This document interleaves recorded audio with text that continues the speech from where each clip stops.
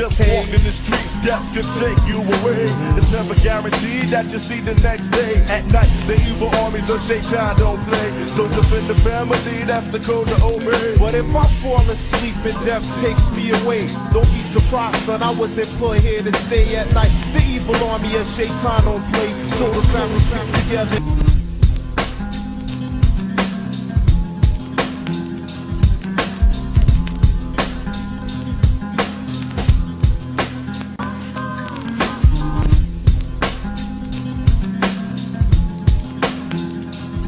Two sons.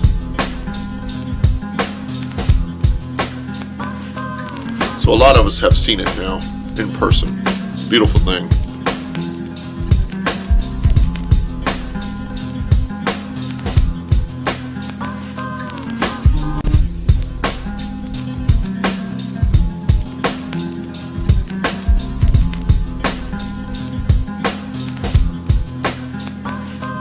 Not a sun flare.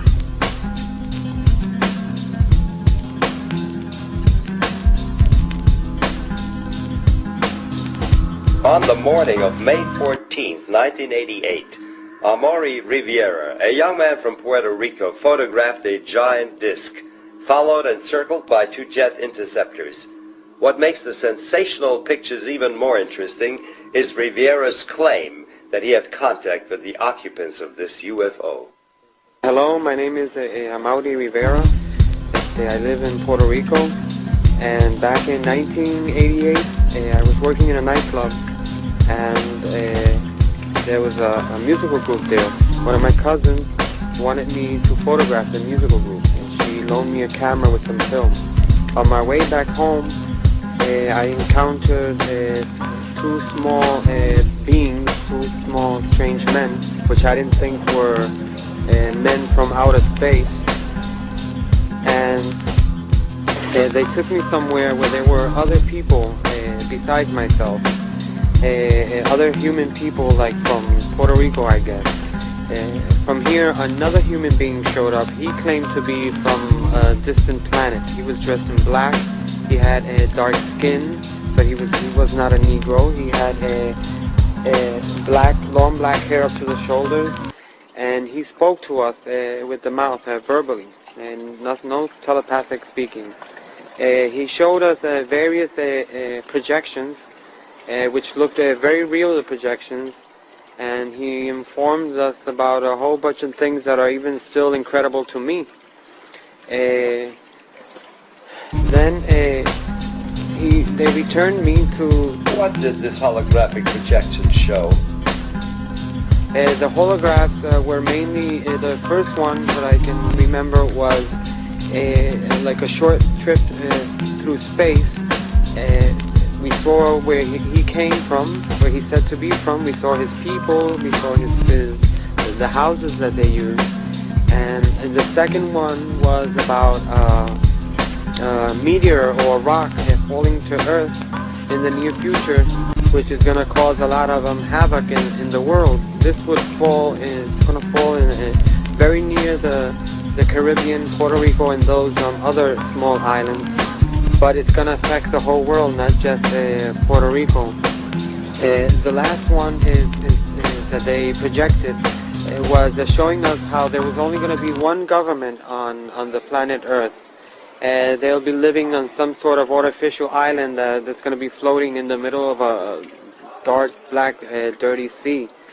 And then this man returned me to my car again and left me somewhere different from where the whole ordeal had started. Apparently, they took me with car and all. After this, at this given time, I heard some jets in the sky, and I still had my cousin's camera, and I took the pictures, 4 of which I'm making public nowadays.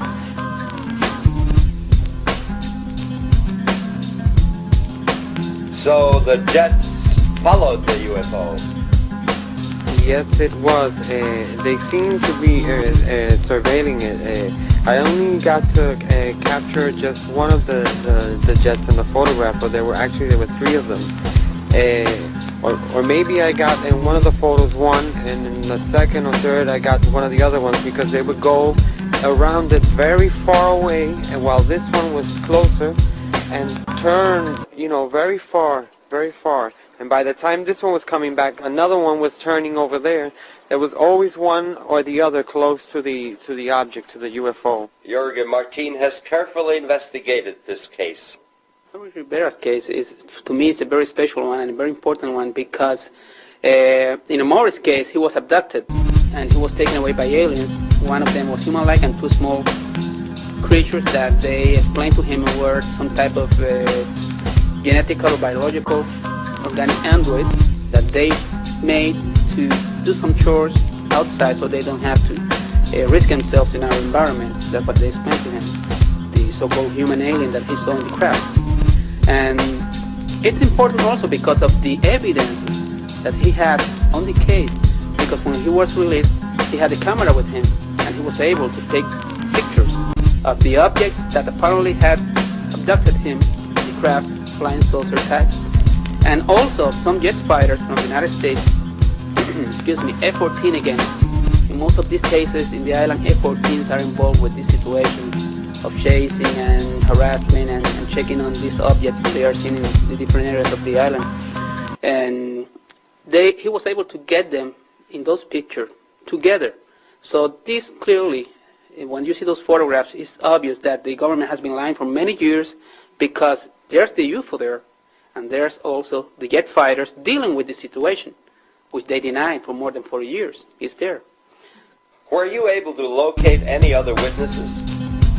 That's what I was going to explain at this moment, Michael. The Amori's case is also very important because I have several people who apparently have been contacted by the same aliens that abducted Amori and the small ones that were with him in a separate fashion.